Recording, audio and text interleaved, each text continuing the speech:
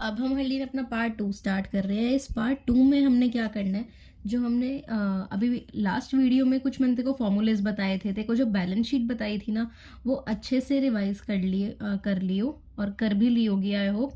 और तभी ये वाला पार्ट देखियो, अदरवाइज समझने में बहुत मुश्किल होगी।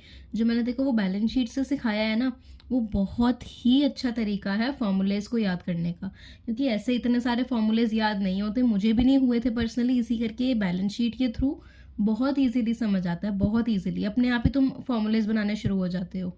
ठीक है, तो पहले मैं यही रेकमेंड करूंगी, अगर नहीं अच्छे से याद वो चीज़ तो इस वीडियो को पॉज करके वो अच्छे से देखो, उसके बाद ये वाली देखना। और अगर देख लिया तो बहुत ही बढ़िया, और याद है तो बहुत अच्छी बात है।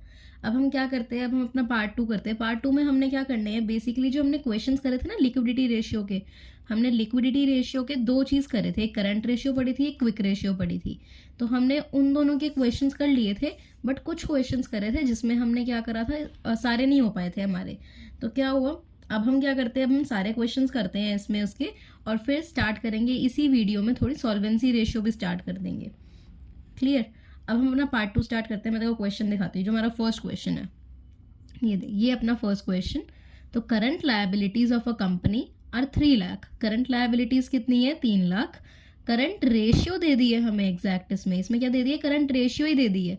तो करंट रेशियो कितनी है, 3:1, एंड लिक्विड रेशियो इज 1:1। और लिक्विड रेशियो क्या है, 1:1। लिक्विड रेशियो का नाम क्विक रेशियो होता है, याद है ना।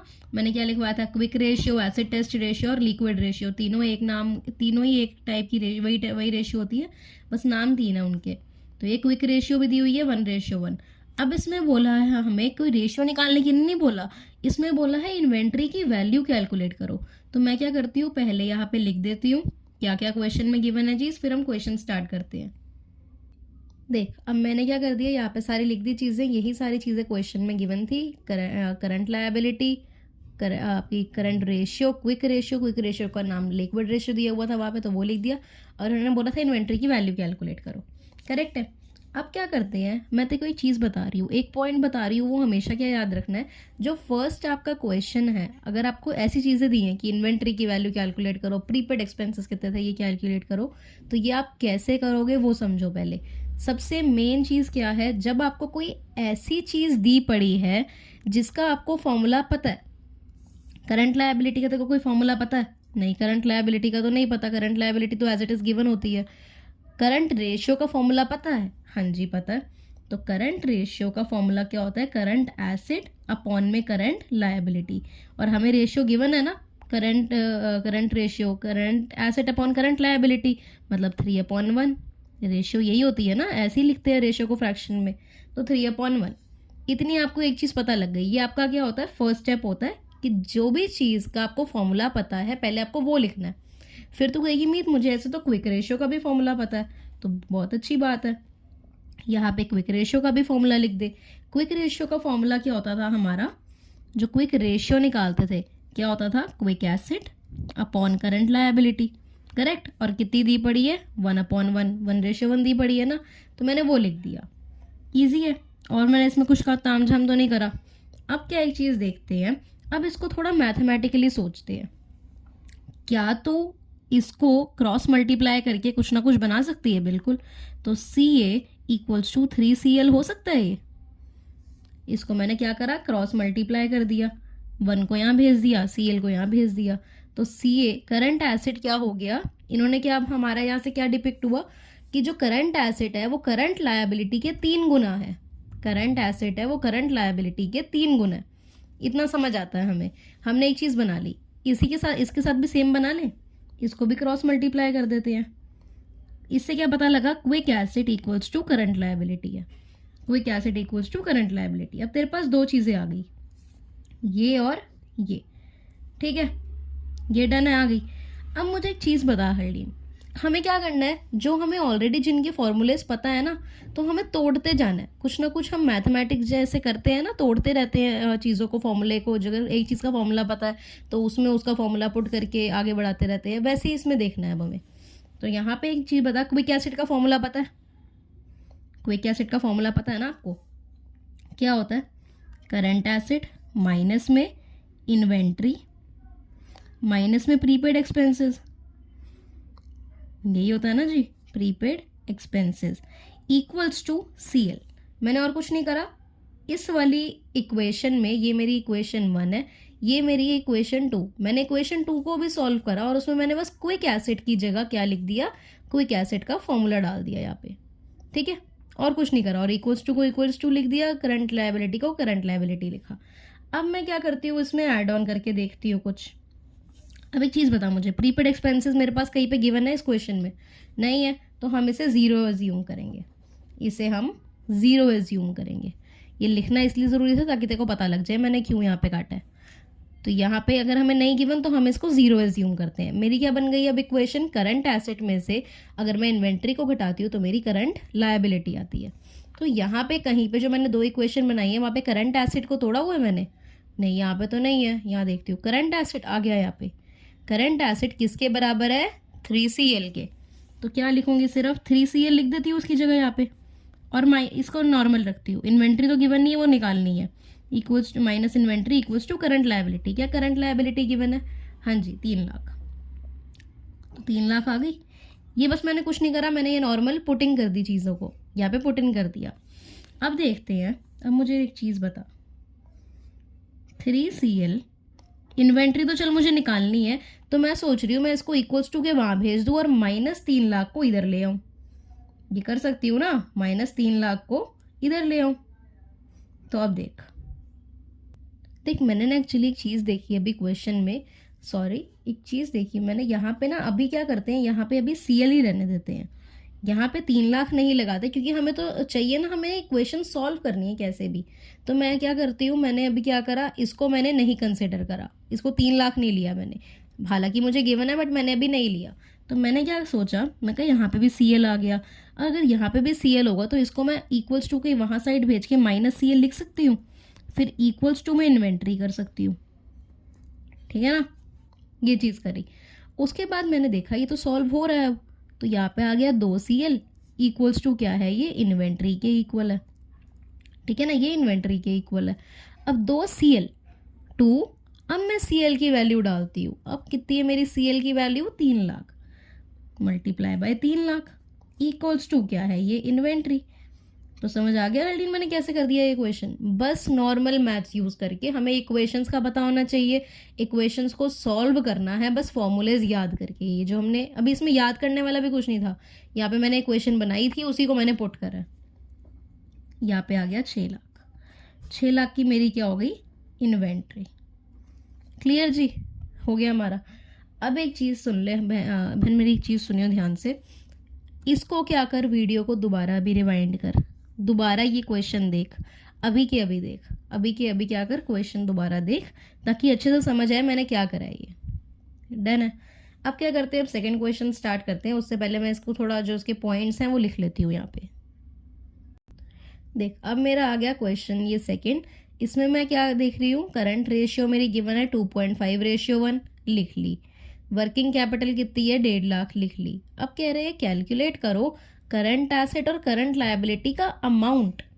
क्या कैलकुलेट करो? करंट एसेट और करंट लायबिलिटी का अमाउंट कैलकुलेट करो। तो ठीक है जी, हम करते हैं। पहले शुरू किससे करना होता है हल्दीन, चल हम वो देखते हैं। पहले करंट रेशियो मेरे को दी हुई है, तो पहले क्यों ना मैं करंट रेशियो का फॉर्मूला लिख लूँ। Current asset upon current liability होता है ना, और करंट रेशियो दी कितनी पड़ी है? 2.5/1। रेशियो 1 दी हुआ है ना, तो उसका मतलब तो फ्रैक्शन होता है ये। तो ये तो समझ आ गया। अब क्या करते हैं, क्रॉस मल्टीप्लाई कर लेते हैं। CA इक्वल्स टू कितना हो गया? 1.5 गुना करंट लायबिलिटी। बस क्रॉस मल्टीप्लाई करा, तो ये मेरी क्या बन गई जी? ये मेरी आ गई इक्वेशन 1, ठीक है। दूसरा मेरे को क्या गिवन है? Working capital. तो वर्किंग कैपिटल का मेरे को तो फॉर्मूला पता है, क्या होता है? करंट एसेट में से करंट लायबिलिटी को घटा दो, यही होता है। तो working capital equals to current asset कितनी दी हुई है, फर्स्ट इक्वेशन से करंट एसेट को पुट कर लेती हूँ यहाँ पे। करंट एसेट वैसे तो गिवन नहीं है, यहाँ से पुट कर लेती हूँ। कितनी थी? 2.5 CL माइनस में CL, इसको एज इट इज लिख दिया। फिर वर्किंग कैपिटल मेरे पास कितनी है? अगर 2.5 CL में से मैंने 1 CL को घटा दिया, कितना आ गया मेरा? 1.5 CL। मैथ्स में तो तू मेरे से ज़्यादा अच्छी है, तेरे को पता ही गया होगा, समझ गई होगी, ठीक है। तो वर्किंग कैपिटल ये हो गया हमारा, इतना आ गया। अब मुझे एक चीज़ बता, अब मेरे को पता लगा वर्किंग कैपिटल का अमाउंट भी गिवन है मुझे यहाँ पे, 1.5 लाख गिवन है ना, तो मैं क्यों इसकी जगह ऐसे पुट कर देती हूँ यहाँ पे amount, 1.5 lakh equals to 1.5 CL। ठीक है जी, अब बस क्या करना है, CL की वैल्यू निकाल दे, 1.5 लाख और अपॉन में भेज दो इसको 1.5 को, बराबर किसके हो गया ये, CL के। नॉर्मल चीज़ करी बस, और कुछ नहीं करा। अब इसे आप जब कट करोगे तो आपका कितना आ जाएगा, 1 लाख आ गया मेरा CL। तो जी CL मेरा कितना आ गया, 1 लाख आ गया। तेरे सामने मैंने क्या करा, बस कुछ भी नहीं, जो मेरे को ऑलरेडी गिवन है। अब एक चीज़, एक पॉइंट ये हमेशा याद रखना जो मैंने अभी बताया, कि जो भी हमें क्वेश्चन में अगर ऐसा कोई चीज़ गिवन है जिसका हमें फॉर्मूला पता है, तो सबसे पहले उसी चीज़ को लेते हैं और उसको तोड़ तोड़ के कुछ ना कुछ तो निकलेगा, वही करते हैं। तो वर्किंग कैपिटल का फॉर्मूला पता था मेरे को ये वाला, तो मैंने तोड़ तोड़ के निकाल ली करंट लायबिलिटी। अब मेरे को एक चीज़ बता, करंट लायबिलिटी आ गई, करंट एसेट अब मुझे निकालनी है, अमाउंट क्या निकालना है, करंट एसेट का निकालना है। करंट लायबिलिटी आ गई मेरी, करंट एसेट रहता है। तो मेरी जो फर्स्ट इक्वेशन है वो क्या थी, CA इक्वल्स टू 2.5 CL। तो CA की वैल्यू निकल जाएगी इसमें से, बिल्कुल निकल जाएगी। तो फर्स्ट इक्वेशन से ही देख रही हूँ, CA निकालना है, क्या है बराबर 2.5 CL multiply by CL। CL कितना आ गया था, 1 लाख आ गया मेरा। तो मेरी CA की वैल्यू निकल गई कितनी, 2,50,000।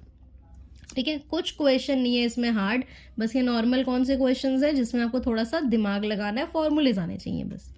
तो ये मेरा सेकंड क्वेश्चन हो गया, तेरे सामने है, अमाउंट ऑफ करंट एसेट भी निकल गया, करंट लायबिलिटी भी निकल गया। ठीक है जी, अब हम क्या करते हैं, अपना थर्ड क्वेश्चन स्टार्ट करते हैं, वो दिखाती हूँ। देख, अब मेरे पास है थर्ड क्वेश्चन, ये थोड़ा ट्रिकी है, अच्छे से देखना है इसको। Ratio of current asset to current liability, मतलब ratio of current asset to current liability, मतलब CA अपॉन CL क्या होती है, करंट रेशियो होती है।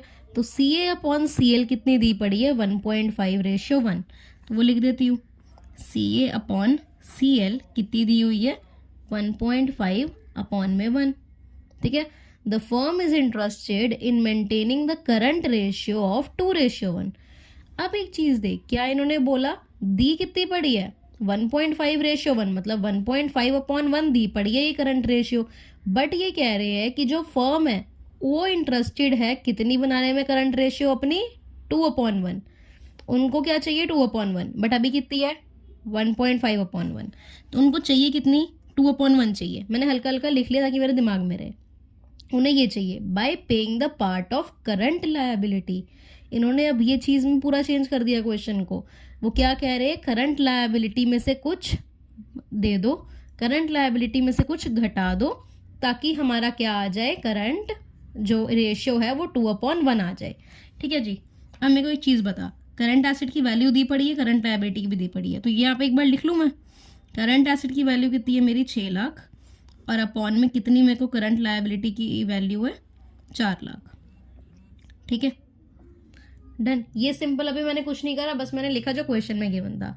अब मुझे एक चीज़ बता हरलीन, वो कह रहे हैं करंट लायबिलिटी को कुछ पे कर दो, कुछ पार्ट दे दो, मतलब करंट लायबिलिटी में से कुछ माइनस कर दो। मुझे तो नहीं पता क्या माइनस कर दो, बट माइनस कर दो, मैंने एक्स ले लिया। अब मुझे एक चीज़ बता, अगर तेरे पास एक कर्जा है, तेरे पास क्या है, कर्जा है, तूने मेरे से क्या लिए हैं, 100 रुपये। डन। अब मेरे को एक चीज़ बता, जब तू मुझे 100 रुपये वापस करेगी तो तेरी एसेट भी तो कम होगी। तेरे पास जो 100 रुपये पड़े हैं वो भी तो जाएंगे ना। एक तो तूने अपना कर्जा मिटा दिया, बट कर्जा मिटाया कैसे तूने, अपने एसेट में से खर्चा करके, अपने एसेट को घटा के। अपने तेरे पास कैश था 500 रुपये, तूने मुझे 100 रुपये देने थे, तो तूने कहा ले मीट 100 रुपये ले ले अपने, तो तूने अपना कर्जा तो खत्म कर दिया, बट तेरी एसेट भी तो कम हो गई। तेरे पास 500 से रह के 400 रुपये भी तो हो गए अब, है ना। तो अब एक चीज़ देख, अगर हम करंट लायबिलिटी को पे करते हैं, अगर कम करते हैं, उसको पे कर दिया हमने, तो हमारी करंट एसेट भी तो कम होगी। हम कैश से देंगे ना, कैश देंगे या अपनी कोई फर्नीचर बेच के देंगे या कुछ बिल्डिंग बेच के देंगे, तो हमारी एसेट भी तो बड़ी बड़ी कम हो जाती है ना। तो ऐसी करंट लायबिलिटी को अगर तुम दे रहे हो कुछ, तो अभी तुम्हारी करंट एसेट भी कम हो रही होगी, करंट एसेट भी कम हो रही होगी। सेम सिंपल, बस ये चीज़ है जो आपको, जो पॉइंट्स है ना ये क्वेश्चंस के, बहुत ही गिनती के क्वेश्चंस है जो कि इम्पॉर्टेंट बहुत है। तो ये देखना है अब आपने, तो इक्वल्स टू का साइन डाल देते हैं हम। ये समझ आ गया तेरे को मैंने क्या बोला, इतना इतना ये था। एक बार दोबारा वीडियो रिवाइंड करके देख ले अगर देखनी है तो, बाकी तो मेरे ख्याल से समझ आ गया होगा। इतना भी कोई हार्ड एंड टफ रूल नहीं था इसका। अब ये चीज़ आ गई देखो, फिर क्या बोलते हैं, compute amount of current liability that should be paid so that current ratio. अब क्या बोला इन्होंने कि CL की वैल्यू दे दो हमें, कि CL की ये जो X की वैल्यू है ना, ये X कितना है हमें वो बता दो, X की वैल्यू कितनी है हमें वो बता दो। इन्होंने ये पूछा कि कितना उसने घटाया होगा, कितना उसने पे कर दिया फर्म ने, ताकि उनकी 2/1 हो जाए। तो अब हमें क्या करना है, बस इसको क्रॉस मल्टीप्लाई करना है और आंसर देखियो कैसे मक्खन की तरह आ जाएगा।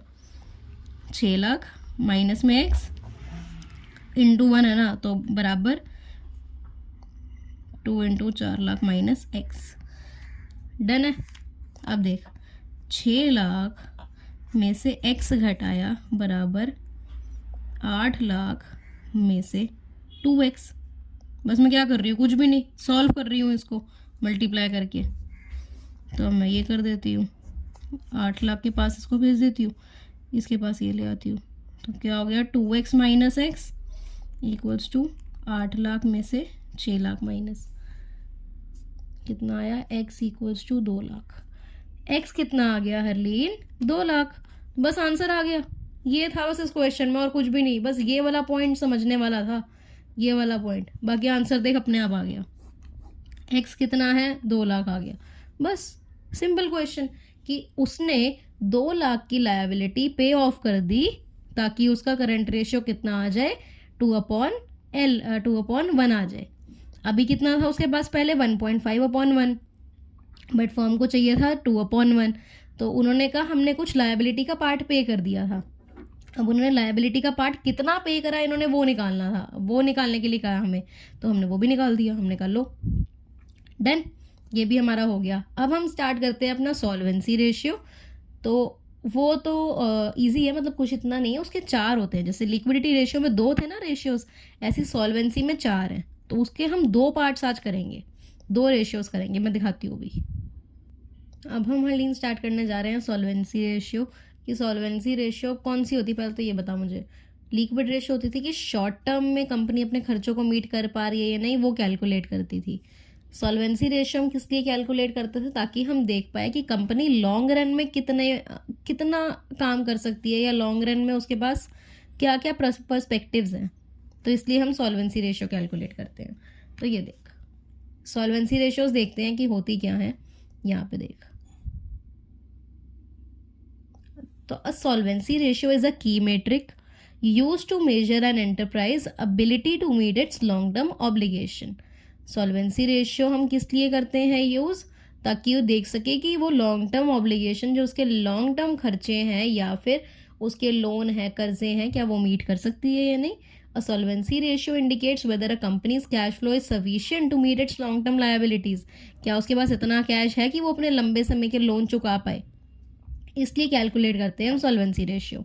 अब हम क्या देख रहे हैं कि ये क्लासिफाई कैसे होती है, मतलब क्या क्या रेशियो होती है। इसमें 4 रेशियोज आती हैं। पहली होती है डेट इक्विटी रेशियो, दूसरी total asset to debt ratio, तीसरी प्रोप्राइटरी रेशियो और चौथी इंटरेस्ट कवरेज रेशियो।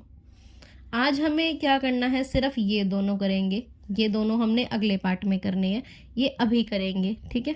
तो ये नाम याद रखो। पहले सॉल्वेंसी में क्या आते हैं, 4 आते हैं, debt equity ratio, total asset to debt ratio, proprietary ratio और इंटरेस्ट कवरेज रेशियो। तो एक चीज़ बता, मैं तेरे को थोड़े थोड़े फॉर्मूलेज बताती हूँ इसके। तो याद देख, अब अगर मैं कहूँ टोटल डेट इक्विटी रेशियो, तो एक चीज़ याद रखनी है, जो नाम ऊपर है ना, जो नाम पहले है वो ऊपर आएगा, जो नाम बाद में है वो नीचे आएगा। कुछ ट्रिक बता रही हूँ। तो क्या होता है इसका फॉर्मूला, डेट अपॉन इक्विटी। ये क्या है इसका हरलीन फॉर्मूला, क्या है, डेट अपॉन इक्विटी। अब मैं इसको थोड़ा तोड़ के बताती हूँ। डेट कौन सा होता है हरलीन, हम कौन सा कंसिडर करते हैं, लॉन्ग टर्म होता है और एक शॉर्ट टर्म होता है। बट इसमें हम कौन सा लेते हैं, डेट को लॉन्ग टर्म लेते हैं। शॉर्ट टर्म तो लायबिलिटी होती है ना, current liability, long term date होता है हमारा। तो लॉन्ग टर्म डेट अपॉन में इक्विटी क्या होती है, शेयर होल्डर फंड। इक्विटी क्या होती है, शेयर होल्डर फंड। यही कहते हैं ना हम, इक्विटी शेयर कैपिटल और प्रेफरेंस शेयर कैपिटल। तो शेयर होल्डर फंड क्या होती है, इक्विटी। Share holder fund. ठीक है, ये क्या बन गया तेरा फॉर्मूला। बस कैसे याद रखना है डेट इक्विटी रेशियो का formula, debt upon equity. Debt क्या होता है लॉन्ग टर्म डेट, इक्विटी क्या होती है शेयर होल्डर फंड। तो ये एग्जैक्ट फॉर्मूला क्या आ गया आपका, long term date upon share holder fund. ठीक है जी, ये हमारा आ गया। बट हम स्टार्टिंग में अब स्टार्ट क्या करते हैं, सबसे पहले हम स्टार्ट करते हैं अपना ये कि डेट इक्विटी रेशियो कैसे हम कैलकुलेट करेंगे या क्या करेंगे इसमें, हमें वो देखना है। ये देख, ये तेरे को मैंने फॉर्मूला बता दिया। अब मुझे एक चीज़ बता, पहली ये चीज़ स्टार्ट करते हैं कि लॉन्ग टर्म डेट हम कैसे निकालते हैं। अब तू कहेगी मैं तूने ये तो बताया नहीं है, ये बताया था कि लॉन्ग टर्म डेट होता है, तो लॉन्ग टर्म डेट मतलब लंबे खर्चे जो हमें फ्यूचर में पे करने हैं वो होते हैं। तो इसको निकालने का भी एक फॉर्मूला कुछ नहीं होता, बस कुछ कुछ चीज़ों को ऐड करना पड़ता है जिससे कि लॉन्ग टर्म डेट आ जाए। तो वो देख क्या होता है, equals to long term loan, लंबे समय का loan plus long term provision, कुछ लंबे समय का प्रोविजन होता है, प्लस परसेंटेज डिबेंचर्स। अब तो ये में डिबेंचर्स तो ये डिबेंचर्स हमने जो लास्ट चैप्टर करा था तेरे को, उसमें मैंने बताया ही था कि जो डिबेंचर्स होते हैं वो भी लंबे समय के बाद पे करने पड़ते हैं, 1 साल के तो बाद ही पे करना होता है ना उन्होंने। तो ये डिबेंचर्स को भी प्लस करते हैं। ये लॉन्ग टर्म डेट का फॉर्मूला क्या आ गया, लंबे समय का लोन, फिर लंबे समय का प्रोविजन, फिर डिबेंचर्स को प्लस कर दो तो मेरी क्या आ जाती है, लॉन्ग टर्म डेट आ जाता है। ठीक है, और शेयर होल्डर फंड हम कैसे कैलकुलेट करते थे, शेयर होल्डर फंड अगर याद हो तो तेरे को अभी लास्ट वीडियो में ही कराया था। शेयर होल्डर फंड क्या होता था, 2 पार्ट होते थे इसके, एक होता था शेयर कैपिटल और plus reserve and surplus. Share capital कैसे क्या फॉर्मूला क्या होता था, equity share capital plus preference share capital, यही था ना। बस ये देखो मैंने क्या बता दिया, इसका भी ऊपर वाले का फॉर्मूला ही बता दिया, नीचे वाले का फॉर्मूला भी बता दिया। क्योंकि कभी कभार क्या होता है एग्जैक्ट तो हमें गिवन नहीं होता कि लॉन्ग टर्म डेट ये रहा, शेयर होल्डर फंड ये रहा, हमें निकालने पड़ते हैं। तो देखो फॉर्मूलेस पता होने चाहिए। और इसका मैंने क्या बताया था, आइडियल रेशियो कितनी होनी चाहिए शेयर होल्डर फंड की, 2:1। जो करंट रेशियो हम देखते थे, करंट रेशियो कैलकुलेट करते थे, तो कितना होना चाहिए उसका आइडियल, 2:1। करेक्ट है। अब ये भी देखो आ गया। अब क्या करते हैं, अब हम इसी को देख के कुछ क्वेश्चन स्टार्ट करते हैं। उन क्वेश्चन से देखो एकदम क्लियर हो जाएगा कि मैं कहना क्या चाहती हूँ। ठीक है, मेरे को 1 सेकेंड दे बस मैं लिख दूँ। ये देख, अब हम अपना ये क्वेश्चन स्टार्ट करते हैं। From the following information calculate debt to equity ratio. Debt to equity ratio निकालना है। Long term borrowing, long term borrowings कितनी पड़ी है, 2 lakh. Long term provision 1 lakh. Current liabilities 50,000। Non current asset 3,60,000। Current assets 90,000। बस ये information given है और इन्होंने क्या बोला, डेट टू इक्विटी रेशियो निकालो। तो अब चल हम स्टार्ट करते हैं। इसमें कुछ नहीं करना, जो मैंने देखो बैलेंस शीट बनाई थी उसका बहुत मेजर रोल है, तेरे रेशियो चैप्टर में बहुत मेजर रोल है और बहुत अच्छा काम आएगा। ठीक है, तो डेट अपॉन इक्विटी तो मैंने लिख लिया। अब मुझे हल्दी ने एक चीज़ बता, देखो मैंने डेट क्या बताया था, long term date. Long term date का फॉर्मूला क्या होता था, लॉन्ग टर्म की लोन प्लस क्या कर दो प्रोविजन, और अगर कोई डिबेंचर्स हैं तो उन्हें प्लस कर दो, ये होता था। इन्होंने मेरे को क्वेश्चन में दिया हुआ है लॉन्ग टर्म बोरोइंग, जिसका मतलब होता है long term loan plus long term provision. अगर मैं इन दोनों को कम्यूट कर दूं, इन दोनों को एडिशन कर दूं इनका, मेरे पास लॉन्ग टर्म लोन आ गया, मेरा लॉन्ग टर्म डेट आ गया ना। लॉन्ग टर्म बोरोइंग में प्रोविजन ऐड कर दूं लॉन्ग टर्म का, तो मेरे पास लॉन्ग टर्म डेट टोटल आ गया, कितना आ गया, 3 लाख। ये मेरे पास आ गया 3 लाख। अपॉन में क्या है, इक्विटी। क्या मुझे कहीं पे भी इक्विटी गिवन है? इक्विटी का दूसरा नाम क्या होता है, शेयर होल्डर फंड। क्या यहाँ पे शेयर होल्डर फंड या इक्विटी नाम से कुछ भी गिवन है मुझे? नहीं है। अब मेरे को याद आया कि मैंने एक बैलेंस शीट पढ़ी थी, उस बैलेंस शीट को एक बार मैं यहाँ पे बना के देखती हूँ, यहाँ पे इन चीज़ों को बैलेंस शीट में पुट करके देखती हूँ। तो करूँ वो मैं। अब देख, स्टार्टिंग से करते हैं। Long term borrowing, long term provision. अब मैं लॉन्ग टर्म बोरोइंग प्रोविजन अलग अलग नहीं लिख रही, ये टोटल क्या होता है, लॉन्ग टर्म डेट होता है। और लॉन्ग टर्म डेट यहाँ पे आता था, कितना है, 3 लाख है, वो लिख दिया। फिर क्या आता है, करंट लायबिलिटी। करंट लायबिलिटी का आती थी यहाँ पे, इससे नीचे आती थी, क्योंकि वो टोटल डेट का पार्ट होता है ना, लॉन्ग टर्म डेट और करंट लायबिलिटी। तो वो मैंने यहाँ लिख दी, कितना है, 50,000। डन। फिर क्या है, non current assets. Non current asset कितना था, 3,60,000। फिर क्या है करंट एसेट, करंट एसेट आता है यहाँ पे, यहाँ 90,000। यहाँ पे 3 चीज़ें आती थी ना, non current asset, non current investment और करंट एसेट। इन्वेस्टमेंट नहीं गिवन तो हम 0 एज्यूम करते हैं कि हमारे पास नहीं है कोई, बस। अब मुझे और कुछ इन्फॉर्मेशन गिवन नहीं है। अब मैंने क्या कहा, मैं ये साइड का टोटल कर लेती हूँ, क्योंकि यहाँ पे तो और कुछ नहीं आता मुझे पता है। यहाँ पे एक चीज़ आती है, वो है शेयर होल्डर फंड। यहाँ पे एक चीज़ आती है, वो है शेयर होल्डर फंड, या जिसे मैं कह लूँ अपनी इक्विटी। एक ही चीज़ है, नाम अलग अलग है, ठीक है। ये रहती है या कैलकुलेट करनी, और यहाँ पे तो सब गिवन है। इन्वेस्टमेंट अगर गिवन है तो उसे कंसिडर करना है, नहीं गिवन तो सोचना है इन्वेस्टमेंट नहीं है। इसका टोटलिंग करूँगी तो कितना आएगा मेरे पास, 4,50,000। करंट ये जो टोटल एसेट्स है मेरे, वो 4,50,000 है, तो टोटल लायबिलिटी भी इतनी होगी। इसमें से टोटल लायबिलिटी में से घटा दे क्या, इन दोनों को, ताकि बैलेंस अमाउंट आ जाए ऊपर। अगर 4,50,000 में से 3,50,000 घटाएगी तो कितना आएगा, एक सेकेंड, 4,50,000 में से 3,50,000 आप घटाओगे, मुझे एक सेकेंड दे। अब देखते हैं कितना आएगा मेरा यहाँ पे, 1,00,000। ये मेरा आ जाएगा यहाँ 1,00,000, करेक्ट है। मेरे पास शेयर होल्डर फंड आ गया, अब इक्विटी आ गई 1,00,000 की, तो यहाँ पे मैं इक्विटी अपनी लिख सकती हूँ 1,00,000। तूने ये तो रफ में कर लिया, ये तो तूने निकाल लिया, बट तूने ये कैसे निकाला इक्विटी, तेरे को ये भी यहाँ पे लिख के क्या करना पड़ेगा, दिखाना पड़ेगा कि तूने कैसे निकाला है। तो पहले तो क्या लिखेगी तू यहाँ पे, मैं यहाँ लिख के दिखा रही हूँ फॉर्मूलेस, कैसे लिखेगी तू, प्रेजेंट कैसे करेगी पेपर में। पहले तो लिखेगी total asset equals to total liability, ठीक है। तो फिर क्या बोल देगी तू, 4,50,000 बराबर है किसके, 4,50,000 के।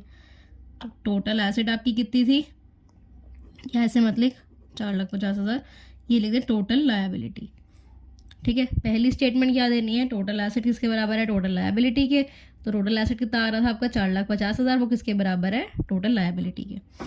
अब दूसरी स्टेटमेंट क्या आएगी, ये वाला फॉर्मूला, कि तूने कैसे इक्विटी निकाली। तूने क्या करा, टोटल लायबिलिटी में से माइनस क्या करा, CL, फिर माइनस क्या करा, लॉन्ग टर्म डेट, जिसका तेरे को क्या आ गया, फिर इक्विटी आ गई। तो टोटल लायबिलिटी आपकी कितनी थी, 450 के, माइनस में करंट लायबिलिटी 50 के, माइनस में लॉन्ग टर्म डेट 3,00,000, बराबर है आपकी इक्विटी के। डन। तो आपकी कितनी आ रही थी इक्विटी, फिर माइनस करके कितना आ गया था आपका, 1,00,000। बस ऐसे तूने प्रेजेंट करके दिखाना, तूने ऐसे नहीं प्रेजेंट करना वहाँ पे, यहाँ पे तूने रफ में करना है, वहाँ पे तूने दिखाना ऐसे है। तो बस मैंने क्या करना है, आप कट कर देना। कितनी आ गई मेरी डेट इक्विटी रेशियो, 3:1, ठीक है। अगर कैलकुलेशन में हल्का बहुत मिस्टेक होगा ना कहीं पे तो देख लो, वैसे तो नहीं है, एकदम अप्रोप्रिएट है, बट एक बार देख लेना फिर भी। तो यहाँ पे आपका ये गिवन हो गया, ये क्वेश्चन हमारा सॉल्व हो गया। कुछ भी नहीं था, जो गिवन है वो लिखो, उसके बाद कुछ नहीं गिवन तो हमने क्या करना है, अपना बैलेंस शीट पर टाप जाना है, बैलेंस शीट बनाएंगे हम। अब क्या करते हैं, सेकंड क्वेश्चन करते हैं। देख ब्रो, ये हमारा है क्वेश्चन सेकंड इस चीज़ का, सॉल्वेंसी रेशियो का। अब हम क्या करते हैं, ये चीज़ें पढ़ते हैं यहाँ पे क्या है और उसके अकॉर्डिंगली सॉल्व करते हैं। Property plant and equipments gross में दिए हुए हैं 8,40,000। तो ये स्टार एक पॉइंट मार्क करके अपनी कॉपी में अभी लिख कि अगर आपको ग्रॉस वैल्यू दी हो तो बैलेंस शीट में कभी भी ग्रॉस वैल्यू नहीं आती, हमेशा नेट वैल्यू आती है। ग्रॉस मतलब पूरी वैल्यू दी पड़ी है, उसमें से इसके नीचे ही देख एक्यूमुलेटेड डेप्रिसिएशन। तो क्या करना होता है आपको, जो आपके एसेट्स होते हैं ना, ग्रॉस में अगर दिया हो उसमें से माइनस क्या करना होता है, डेप्रिसिएशन, फिर आती है वो नेट वैल्यू। कोई भी एसेट दिया है उसके अंदर से डेप्रिसिएशन को घटाओगे तो आपकी नेट वैल्यू आती है, और वो नेट वैल्यू आपकी जाती है बैलेंस शीट में। वो लिख ले अभी ये। अब देख, पहले तो मेरे पास मुझे बता कितनी आ गई, property plant and equipment gross में दिया पड़ा है और एक्यूमुलेटेड डेप्रिसिएशन कितने का है, 1,40,000 का। तो इन टोटल मेरा कितना आ गया, 7,00,000 की क्या आ गई, नेट वैल्यू आ गई। और किस चीज़ की नेट वैल्यू है ये प्रॉपर्टी प्लांट एंड इक्विपमेंट होता क्या है, मेरा एसिड होता है। क्या करंट एसिड है या नॉन करंट एसिड है, प्लांट और इक्विपमेंट को मैं 12 महीने के बाद भी चला सकती हूँ ना, चलता है ना। तो ये नॉन करंट एसिड है, ये क्या है मेरा नॉन करंट एसिड। ऐसे छोटा छोटा तोड़ के एनालाइज करने का तरीका एक ढूंढ कि कैसे मैं एनालाइज कर रही हूँ, वो पकड़ मेरी तरीका और वही फॉलो कर। ये समझ आया? आगे बढ़ते हैं। नॉन करंट इन्वेस्टमेंट, ठीक है जी, इन्वेस्टमेंट है, हमें पता है एसेट साइड आती है 14,000 की। Long term loans and advances, बेटा ये जो long term loans and advance होता है ना, इसका मतलब होता है आपने लोन दिया है। Long term loans and advance का मतलब होता है आपने लोन दिया है। लोन्स एंड एडवांस आ गया ना, मतलब आपने किसी को लोन दिया है, वो आपका एसेट हो गया ना, आपको फ्यूचर में मिलेगा। तो लोन्स एंड एडवांस आ गया तो मतलब आपने दिया है 56,000। करंट एसेट कितना है? 3,50,000। करंट लायबिलिटी कितनी है? 2,80,000। 10% आपका क्या है? Long term borrowing. ये देख, लॉन्ग टर्म डेट का फॉर्मूला क्या होता था? लॉन्ग टर्म बोरोइंग और लॉन्ग टर्म प्रोविजन को प्लस करके। तो लॉन्ग टर्म बोरोइंग गिवन है, फिर नेक्स्ट में देखते हैं लॉन्ग टर्म प्रोविजन। वाह जी, हमें मिल गया। तो लॉन्ग टर्म बोरोइंग और लॉन्ग टर्म प्रोविजन को जब प्लस कर देते हैं तो मेरा ये क्या बन जाता है? Long term date. ठीक है, लॉन्ग टर्म डेट आ जाता है। तो जब इन दोनों को प्लस करूंगी तो कितना आएगा? 4,20,000 को और 1,40,000 को प्लस करके आएगा 5,60,000। तो डेट टू इक्विटी बनाना है, तो डेट तो मुझे गिवन आ गया पहले ही, बोरोइंग और प्रोविजन को प्लस करके 5,60,000। क्वेश्चन यही था ना, मैंने सारा लिखा ही पड़ा है। तो 5,60,000 क्या आ गया? मेरा डेट आ गया। अब मुझे क्या इक्विटी गिवन है हरलीन? इक्विटी ये पूरे क्वेश्चन में चेक कर ले, गिवन है? नहीं गिवन। शेयर होल्डर फंड भी नहीं गिवन। तो मैंने क्या कहा, मुझे बैलेंस शीट बनानी पड़ेगी और बैलेंस शीट में इन चीज़ों को पुट करके देखती हूँ और फिर मैं निकाल लूँगी जैसे मैं निकालती आ रही हूँ। तो स्टार्ट करते हैं। पहले हम ये चीज़ देखते हैं, प्रॉपर्टी प्लांट और इक्विपमेंट ग्रॉस और एक्यूमुलेटेड डेप्रिसिएशन ऐसे नहीं भेजना, ये भेजना है। नेट में इनकी वैल्यू निकाल के ये भेजना है। डेप्रिसिएशन को अलग से नहीं भेजना, इसको ग्रॉस का नहीं भेजना अमाउंट, ये वाला भेजना है सिर्फ। और ये क्या है? नॉन करंट एसेट है मेरी, तो यहाँ आती है, कितनी है? 7 लाख। फिर क्या है नेक्स्ट में? इन्वेस्टमेंट, ठीक है, नॉन करंट इन्वेस्टमेंट यहाँ आती है, कितनी है? 1,40,000। फिर long term loans and advances, मतलब दिया है, जब लोन्स देते हैं तो वो आपकी एसेट होती है, तो मैं यहाँ पे एडवांसेस के नाम से लिख रही हूँ बस। कितने की है? 56,000 की, वो एसेट साइड पे आती हैं ये। करंट एसेट, ठीक है जी, मुझे याद आया करंट एसेट भी यही पे आती है, तो current asset 3,50,000। Current liabilities, current liability आती है इधर, कितनी है? 2,80,000। फिर आता है लॉन्ग टर्म प्रोविजन और लॉन्ग टर्म बोरोइंग, तो मैं इसको टोटल करके लिखूंगी, मैं अमाउंट में अलग अलग नहीं लिख रही। लॉन्ग टर्म प्रोविजन और लॉन्ग टर्म बोरोइंग को प्लस करके आता है लॉन्ग टर्म डेट। तो लॉन्ग टर्म डेट मेरा कितना आ गया? 5,60,000। डन है हरलीन, मैंने कुछ नहीं करा, बस इसको यहाँ पे इनकी वैल्यूज पुट ऑन करी। अब देख, अब इसका जब मैं टोटल करती हूँ, एसिड साइड में तो जो मुझे गिवन था वो सब गिवन है, यहाँ पे कुछ है चीज़ जो गिवन नहीं है, यहाँ पे तो सब गिवन है। यहाँ पे क्या गिवन नहीं है? इक्विटी यहाँ पे गिवन नहीं है, जिसे हम शेयर होल्डर फंड भी कहते हैं, ठीक है। इक्विटी गिवन नहीं है जिसे हम शेयर होल्डर फंड भी कहते हैं। तो अब यहाँ पे जब इसे टोटल करते हैं हम, टोटल इसका क्या आएगा इस साइड? 11,20,000। टोटल एसेट ये है तो टोटल लायबिलिटी भी ये होंगी 11,20,000। इसमें से आप माइनस कर दो इस अमाउंट को, इसमें से जब इस अमाउंट को माइनस करते हो तो आपका कितना आएगा? 2,80,000। कितना आएगा? 2,80,000 बैलेंस आ जाएगा। तो आपकी इक्विटी कितनी आ गई जी? 2,80,000। यहाँ पे लिख दिया।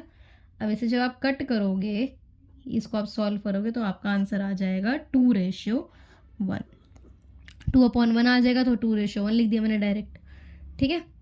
कुछ नहीं करना, बस पहले डेट ढूंढो, फिर इक्विटी ढूंढो। इक्विटी नहीं है, हमें बैलेंस शीट बना ली। अगर डेट भी ना होता ना तब भी हम ऐसे बैलेंस शीट करके निकाल लेते, कुछ ना कुछ करके, ठीक है जी। और ये पॉइंट इसमें मेन था, इसलिए ये क्वेश्चन पिकअप करा था मैंने। ये पॉइंट मेन था, ग्रॉस वैल्यू कभी नहीं लेते, उसमें से डेप्रिसिएशन को माइनस करके उसकी नेट वैल्यू बैलेंस शीट में ट्रांसफर करते हैं। डन जी, ये भी हो गया आपका। अब हम क्या करने जा रहे हैं? अब हम करने जा रहे हैं अपना इसका, जो ये हमारा कौन सा हमारा हो रहा है, डेट टू इक्विटी का लास्ट क्वेश्चन करने जा रहे हैं। उसके बाद टोटल वो उस पर चलेंगे, जो total asset to debt ratio है ना, फिर उसके थोड़े करेंगे। अभी इसका लास्ट क्वेश्चन करते हैं।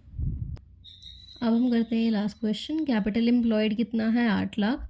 शेयर होल्डर फंड कितना है? 2 लाख। और इन्होंने बोला है debt to equity ratio calculate कर दो। मैंने यहाँ पे लिख दिया।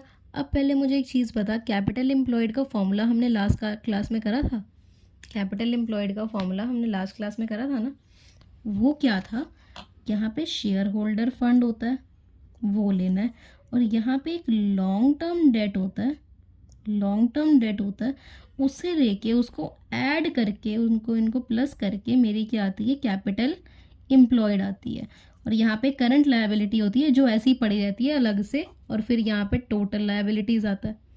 ऐसे ही करा था ना। इन चीज़ों को प्लस करके मेरी कैपिटल एम्प्लॉयड बनती है। तो कैपिटल एम्प्लॉयड जो है चीज़, इसका मैं फॉर्मूला लिख सकती हूँ यहाँ पे, बिल्कुल, क्योंकि मेरे को यहाँ पे मैंने देखा डेट मुझे ऐसे आज सच गिवन नहीं है कि इतना आपका डेट है, मुझे इक्विटी ज़रूर गिवन है। मुझे क्या, इक्विटी ज़रूर गिवन है, शेयर होल्डर फंड गिवन है ना एग्जैक्ट मेरे को पहली बार 2 लाख गिवन है, तो मैंने 2 लाख ऐसे लिख दिया, डेट नहीं गिवन, तो मैं वो देखती हूँ कैसे निकालना है। ये तो मुझे कैपिटल एम्प्लॉयड का पता है कि ये होता है, तो इसका मैं फॉर्मूला लिखती हूँ यहाँ पे, capital employed equals to share holder fund, यही होता है ना, share holder fund plus long term debt. और मेरे को जो डेट है, मेरे को चाहिए भी तो लॉन्ग टर्म डेट ही ना, और मेरे फॉर्मूले में लॉन्ग टर्म डेट है, आ गया। कैपिटल एम्प्लॉयड कितना है आपका, 2 लाख, इक्वल टू में शेयर होल्डर फंड कितना दिया हुआ है, 2 लाख, प्लस आपका लॉन्ग टर्म डेट। तो आपका लॉन्ग टर्म डेट कितना आ गया हरलीन, 8 में से 2 माइनस करोगे तो आपका 6 लाख क्या आ गया, लॉन्ग टर्म डेट आ गया। ईजी, बस एक चीज़ को पकड़ो जिसका आपको फॉर्मूला आता है, उसका फॉर्मूला लिखो, उसके अंदर वैल्यू पुट कर दो। ये कर रहे हैं बस हम। लॉन्ग टर्म डेट कितना आ गया, 6 लाख, तो यहाँ पे आपने लिखा 6 लाख। इसको जब आप कट करोगे आपस में तो कितना आ जाएगा, 3:1। ये तेरा क्वेश्चन हो गया। कोई मुश्किल था इसमें, कुछ भी नहीं मुश्किल था, बस आपको फॉर्मूलेस याद होने चाहिए। ये फॉर्मूलेस भी नहीं कहूँगी तो आपको मैंने क्या बताया था, बैलेंस शीट एक याद कराई थी, अच्छे से इसको याद कर ले, बहुत ईजी है, ईजी हो जाएगा। अब ये गिवन है, हो गया आपका। अब क्या करते हैं हम, अपना स्टार्ट करते हैं total asset to debt ratio. हमने फर्स्ट अपना कर लिया, कौन सा रेशियो कर लिया अभी तक हमने, जो अब हमारा था डेट टू इक्विटी रेशियो। अब दूसरा आता है कौन सा, total asset to debt ratio. क्या आता है, total asset to debt ratio. इसका मुझे फॉर्मूला बता, मुझे फॉर्मूला बता, इसका क्या बनेगा। मैंने क्या बताया, जो आगे नाम है उसको ऊपर लिख दे, टोटल एसेट अपॉन में डेट, टोटल एसेट अपॉन में डेट गिवन, ठीक है। टोटल एसेट को तो आप मैं तोड़ नहीं रही यहाँ पे, पर डेट का दूसरा नाम मुझे ज़रूर पता है, क्या होता है डेट का दूसरा नाम, लॉन्ग टर्म डेट, जैसे हमने पिछले अभी उसमें करा है, total asset upon long term date, ये लिख दिया। ये मेरे को फॉर्मूला, ये फॉर्मूला है आपका, इतना ईजी था ड्राइव करना। ये फॉर्मूला क्या है आपका, total asset to debt ratio का फॉर्मूला आ गया, ठीक है।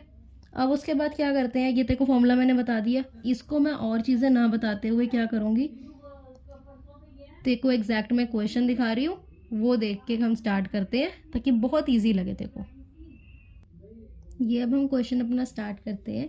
टोटल डेट कितना गिवन है हमारे पास, 60,000। शेयर होल्डर फंड कितना है अपने पास, 10 लाख, सॉरी 60 लाख था। टोटल डेट 60 लाख है, शेयर होल्डर फंड 10 लाख है। रिजर्व एंड सरप्लस जो है वो कितना है आपके पास, 2,50,000। करंट एसिड्स हैं 25 लाख और वर्किंग कैपिटल है 5 लाख। इसमें हमें बोला है total asset to debt ratio calculate करो। क्या कैलकुलेट करो, total asset to debt ratio. पहला स्टेप स्टार्ट करते हैं। पहला स्टेप क्या होता है, हमें फॉर्मूला लिखना है कि हमारा टोटल एसेट टू डेट, मैंने फॉर्मूला लिख लिया, टोटल एसेट अपॉन डेट। अब मुझे पता है कि मैंने देखो क्या एक चीज़ सिखाई है कि जो हमें चीज़ें देखी जा रही है ना, हमें जो जो गिवन है हमें देखना ही क्या, उसका हमें कोई फॉर्मूला पता है जो हम लिख सकें, तो वो मैं स्टार्ट करती हूँ वही चीज़ से। मुझे टोटल डेट गिवन है, टोटल डेट का मुझे फॉर्मूला पता है, बिल्कुल पता है, थोड़ा ब्रेनस्टॉर्म कर तभी आएगा। टोटल डेट का मुझे फॉर्मूला क्या पता है, current liability plus long term date, यही होता है ना हरलीन। टोटल डेट कैसे निकलता है, करंट लायबिलिटी में क्या करना है प्लस लॉन्ग टर्म डेट करना है। तो टोटल डेट कितना गिवन है, 60 लाख। करंट लायबिलिटी कहीं गिवन है, नहीं given. Long term date given है कहीं, नहीं गिवन। और हमें लॉन्ग टर्म डेट ही तो निकालना है ना, डेट के यहाँ पे लॉन्ग टर्म डेट ही तो निकालना है। तो मुझे समझ आया, मुझे कहीं से करंट लायबिलिटी मिल जाए यार, फिर तो मैं कर दूंगी ये। मुझे कहीं से करंट लायबिलिटी मिल जाए। तो मैं आगे चलती हूँ एक बार। शेयर होल्डर फंड गिवन है। शेयर होल्डर फंड का कुछ काम था, शेयर कैपिटल प्लस मैं करती थी रिजर्व एंड सरप्लस। तो नहीं जी, हमें शेयर होल्डर फंड में ऐसा कुछ नहीं गिवन, हमें ऐसा कुछ नहीं गिवन। तो छोड़ो। आप क्या करते हैं, इसका कुछ और गिवन तो नहीं था ना, इसके पार्ट जो मैं ऐड करूँ उसका फॉर्मूला लिखूँ, नहीं चाहिए। रिजर्व एंड सरप्लस नहीं है इसका फॉर्मूला। करंट एसेट फॉर्मूला नहीं है। वर्किंग कैपिटल फॉर्मूला है ना। Working capital equals to current asset में से current liability minus working capital कितनी है 5 lakh equals to current asset. Current asset कितना है 25 लाख, सॉरी 25 लाख माइनस में सीएल। अब मेरा सीएल निकल जाएगा इजीली। कितना आ जाएगा मेरे पास सीएल 20 लाख। सीएल कितना आ गया हल्डियन 20 लाख। अब मैंने सीएल की वैल्यू क्या सोची यहाँ पे डालने की, क्योंकि मैं तो ऑलरेडी सीएल ढूंढ रही थी ना और मैंने ढूंढ लिया। तो सीएल कितना है 20 लाख प्लस में क्या है लॉन्ग टर्म डेट। तो क्या मैं अब लॉन्ग टर्म डेट निकाल सकती हूँ। 60 लाख में से 20 लाख चले जाएंगे, 40 लाख आ गया। तो ये मेरा क्या बन गया लॉन्ग टर्म डेट। ये मेरा क्या बन गया जी लॉन्ग टर्म डेट बन गया। आ गया तेरे सामने, मैंने निकाल दिया तेरे सामने। मैंने कुछ नहीं करा, बस जो चीज़ें मुझे गिवन थी उनका फॉर्मूला ढूंढा। क्या मुझे फॉर्मूला आता है, और जो फॉर्मूला आता है उसको लिख के उसमें वैल्यू पुट ऑन करके मैंने यहाँ पे आंसर निकाल लिया। अब मैंने ये जो बैलेंस शीट बनाई है इसको ध्यान से देख। यहाँ पे जो मैंने बैलेंस शीट बनाई है, मैं एक चीज़ देखती हूँ, मुझे क्या चाहिए टोटल एसेट। मुझे क्या चाहिए टोटल एसेट। अब देख इसमें पुट ऑन करते हैं टोटल डेट। टोटल डेट कितना है 60 लाख, मतलब टोटल डेट तो यहाँ लिखते थे ना, ये है 60 lakh. Share holder fund, share holder fund यहाँ आता है, कितना है 10 लाख। Reserve and surplus. अब मुझे एक चीज़ बता, शेयर होल्डर फंड, अगर एक चीज़ बता, तेरे पास एक बड़ी चीज़ गिवन है, उसके 2 छोटे छोटे पार्ट हैं। एक बड़ी चीज़ ये गिवन है, इसके 2 छोटे छोटे पार्ट हैं, एक है 10 लाख एक है 20 लाख। ऑलरेडी ये जो तेरे को मुट्ठी दी पड़ी है ना, ये तेरे को दी हुई है 30 लाख की, और बताया इसका 2 पार्ट है, उस एक पार्ट का है वैल्यू 10 लाख, इस पार्ट की वैल्यू है 20 लाख। तो तू क्या इस जो 10 लाख है या फिर 20 लाख है इसको तू कुछ देखेगी। जब तेरे पास ये मुट्ठी गिवन है, तेरे पास टोटल गिवन है, तो तू क्यों देखेगी इन चीज़ों को। तो तेरे को सिर्फ ये वाली चाहिए मुट्ठी। तो तेरे पास शेयर होल्डर फंड गिवन है, जब तेरे को पता है रिजर्व एंड सरप्लस इसका पार्ट है, तो ऑलरेडी इसमें शेयर होल्डर फंड में इंक्लूडेड होगा ये रिजर्व एंड सरप्लस। तो इसलिए हमें सिर्फ क्या लिखना है share holder fund, reserve and surplus already इसमें इंक्लूडेड है। फिर आती है करंट एसेट्स। फिर क्या आती है करंट एसेट्स। तो अब तुझे एक चीज़ गिवन देख, मैं तेरे को एक चीज़ दिखाती हूँ। करंट एसेट कितनी गिवन है हमें 25 लाख। तो करंट एसेट्स यहाँ आती थी 25 लाख, लिख दिया। बट मुझे हरलीन इस बैलेंस शीट में चाहिए क्या, अब मुझे ढूंढनी क्या है, वैल्यू क्या ढूंढनी है। मेरे को डेट तो मिल चुका है, लॉन्ग टर्म डेट मेरे को मिल चुका है। और वो लॉन्ग टर्म डेट है कितने का मेरा, वो है मेरा 40 लाख का। 40 लाख का लॉन्ग टर्म डेट मैं फाइंड कर चुकी हूँ। बट मुझे चाहिए क्या टोटल एसेट। मुझे चाहिए कि अगर इस साइड का टोटल हो जाए तो मैं यहाँ पे भी सेम टोटल आता है। तो सेम टोटल जब यहाँ पे अगर एक वैल्यू आ गई तो सेम यहीं पे होती है। तो टोटल एसेट की वैल्यू चाहिए मुझे, ऊपर से कुछ लेना देना नहीं है इस बार इस क्वेश्चन में। मुझे है टोटल एसेट की वैल्यू से लेना देना, क्योंकि मुझे चाहिए फॉर्मूले में वही। तो यहाँ पे जब मैंने देखा यहाँ पे कुछ मिसिंग है चीज़, शेयर होल्डर फंड आता है और टोटल डेट आता है। यही तो मैंने तेरे को बताया था ना लायबिलिटी साइड में, और कुछ तो आता नहीं। तो इन दोनों को प्लस करा तो कितना आया मेरा 70 लाख। जब मैंने देखा यहाँ पे 70 लाख है तो टोटल तो सेम होता है, यहाँ पे भी 70 लाख। अब मुझे ये नहीं चाहिए कि non current asset and investment की वैल्यू मैं यहाँ पे कैलकुलेट कर दूँ बैलेंस निकाल के, मुझे नहीं करनी। क्यों, क्योंकि मुझे चाहिए ही नहीं। मुझे तो चाहिए ही सिर्फ ये थी, टोटल चाहिए था। टोटल कितना आ गया 70 लाख का। तो जो टोटल मेरे पास 70 लाख का आ गया है तो मैं इसको यहाँ लिख देती हूँ, ठीक है। बट अब तू कहेगी मीत मैंने तो ये रफ में कर दिया, मैं मैडम को क्या दिखाऊं कि मैं 70 लाख कहाँ से लाई। तो ये देख, आपको कैसे करके दिखाना है वो मैं यहाँ बता रही हूँ। पहले आपको लिखना है टोटल एसेट बराबर होता है टोटल लायबिलिटी के। टोटल एसेट किसके बराबर होता है आपका, टोटल लायबिलिटी के। फिर आपने लिखना है कि जो टोटल लायबिलिटी है मेरी,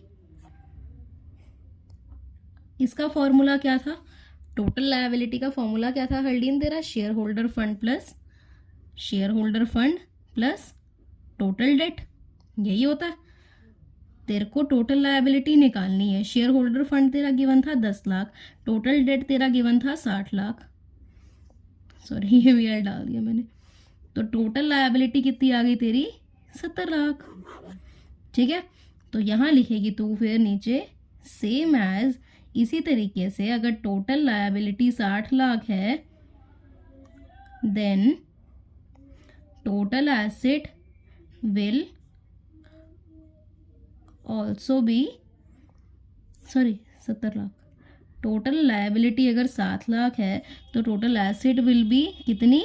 सेम 70 लाख। ये चीज़ तूने ये लिख के शो करनी है पेपर में, ये तो नहीं दिखाएगी, ये शो करना है। बस मैंने तेरे को बता दिया कैसे डेरिवेशन होगी तेरी बैलेंस शीट से फॉर्मूले में। तो यहाँ पे मैंने इसी करके 70 लाख लिख दिया और लाख से लाख कट, ये कट, कितना आ गया? 7/4। अब तेरी मर्जी है, ये जो कुछ कुछ होते हैं ना, ये जो लिक्विडिटी रेशियो और सॉल्वेंसी रेशियो, अच्छे से सुन, liquidity ratio and solvency ratio जो होते हैं इनके तू अगर पॉइंट में प्योर रेशियो कैलकुलेट करना चाहे लिख दे, अगर तेरे को फ्रैक्शन में छोड़ना है छोड़ दे, बट इसका आंसर टाइम्स में नहीं आता। परसेंटेज में करना है तो कर ले, बट कोई प्रेफर नहीं करता।